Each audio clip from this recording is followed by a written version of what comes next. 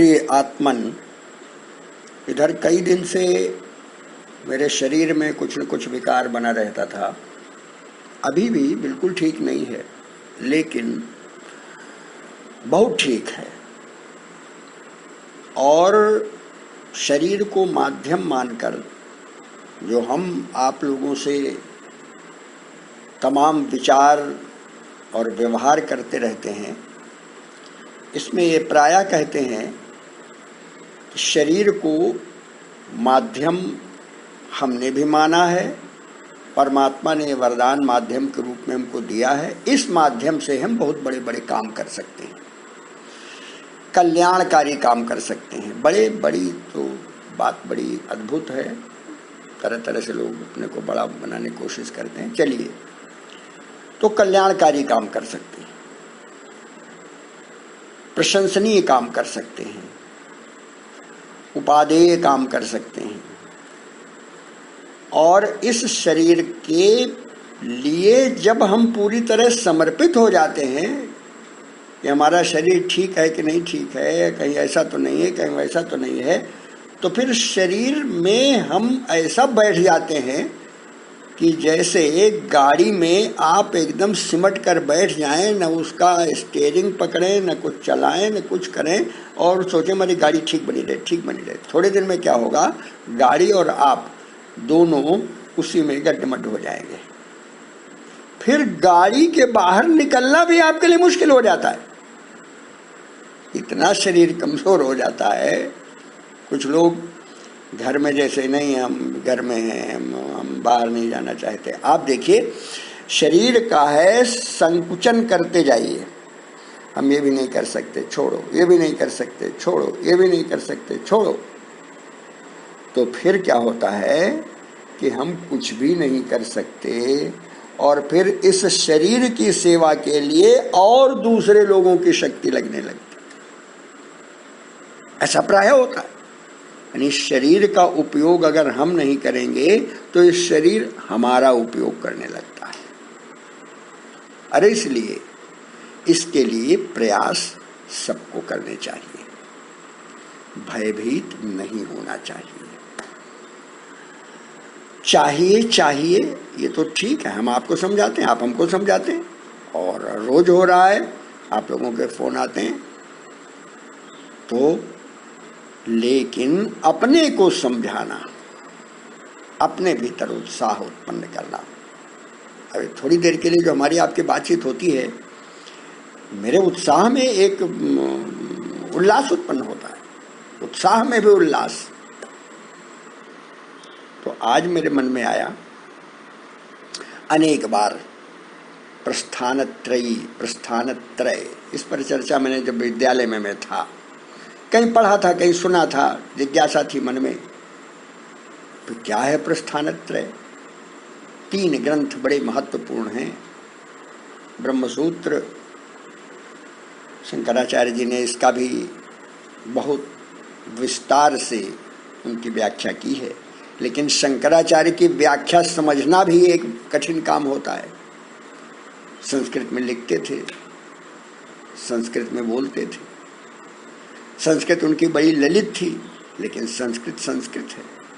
संस्कृत को वही जान सकता है जो स्वयं संस्कृत है, यानी संस्कारित व्यक्ति ही संस्कृत के प्रति आकर्षित होता है, जिज्ञासु होता है। तो ऐसा कुछ मेरे अंदर शक्ति क्षमता नहीं थी, लेकिन है मेरे पास ब्रह्मसूत्र। कभी कभी जब उत्साह होता है, और गीता, ब्रह्मसूत्र, उपनिषद और गीता। तो प्रस्थान क्यों कहते हैं? ईश्वर की प्राप्ति के विभिन्न मार्ग हैं, प्रस्थान भेद कहते हैं इसको। मधुसूदन सरस्वती एक बहुत बड़े विद्वान हुए हैं, इस नाम से उनका एक ग्रंथ है। किस नाम से? प्रस्थान भेद। उन्होंने बहुत विस्तार से, आपकी ई लाइब्रेरी में कहीं हो तो आप देखिए प्रस्थान भेद मधुसूदन सरस्वती का। इसमें सब शास्त्रों का सामंजस्य करके उनका अद्वैत में समाहार दिखाया उन्होंने। एको ब्रह्म द्वितीयो नास्ति, बड़ा अद्भुत ग्रंथ है। अब आप सवाल पूछेंगे आपने इसका पारायण किया है? नहीं, मैंने इसके बारे में सुना है। जब सुना है तो आपको मैं सुना रहा हूं, आप इसकी खोज करिए, मुझे बताइए। तो यह जो प्रस्थान है, यह लगातार हम लोगों का चलता रहता है, कभी शरीर सहित, कभी मन से। आप लखनऊ में बैठे हैं, कानपुर की बात सोच रहे हैं, कलकत्ता की बात सोच रहे हैं, अमेरिका की बात सोच रहे हैं, कहीं की सोच रहे हैं, क्योंकि आप लोग हैं वहाँ पर। हमारे वो वहाँ है, हमारे वो वहाँ है, हमारे वो वहाँ है। ये क्या है? मन प्रस्थान करता है, बुद्धि प्रस्थान करती है, सूक्ष्म शरीर प्रस्थान करता है स्वप्न काल में। स्वप्न काल में सूक्ष्म शरीर प्रस्थान करता है और फिर वापस आता है, और कारण शरीर उसके साथ जुड़ा रहता है। ये प्रस्थान चलता रहता है हमारा। लेकिन जब इस शरीर से मुक्त होकर प्रस्थान की स्थिति आती है तो दुखी होते हैं लोग, व्याकुल होते हैं, परेशान होते। क्यों? क्योंकि इस शरीर से मोह अपार है, अगाध है, बहुत प्रेम है, बड़ी आत्मीयता है, और इसने सेवा भी हमारी बहुत की। हमारे विचार, हमारे व्यवहार, इन सब को सम्मान मिला, और इसी के कारण से हमारा सम्मान बढ़ा। जा रहे हैं नरेंद्र मोदी, शरीर का ही तो स्वागत हो रहा है, पुष्पहार चढ़ रहे हैं, कभी कोई उनको पूछता नहीं था। तो इस शरीर से उन्होंने इतने कर्म किए, तो यह शरीर सम्मान पा रहा है, इसलिए यह शरीर हमको प्रिय हो जाता है, सबको प्रिय हो जाता है। ऐसा कि नहीं कि कोई ये बड़ी अजूबा बात है। इसलिए मेरे मन में आया कि यह जो वेदांत के 3 सूत्र हैं, तो प्रस्थान किसके माध्यम से? उपनिषद के माध्यम से। उपनिषद का अध्ययन हमारे अंदर ज्ञान का प्रसार करता है। 12 उपनिषद विशेष रूप से ईश, केन, कठ, प्रश्न, मुंडक, मांडूक्य, तैत्तिरीय, ऐतरेय, छांदोग्य, बृहदारण्यक, कौशितकी तथा श्वेताश्वतर, 12 उपनिषद। इन 12 उपनिषदों का जो प्रस्थान है, इनको श्रुति प्रस्थान कहते हैं। श्रुति, वेद, ज्ञान सुनकर जो प्राप्त किया गया। दूसरा प्रस्थान है न्याय प्रस्थान, तर्क से। शंकराचार्य ने बड़ी व्याख्या की इसमें, ऐसा क्यों होता है, ऐसा क्यों होता है।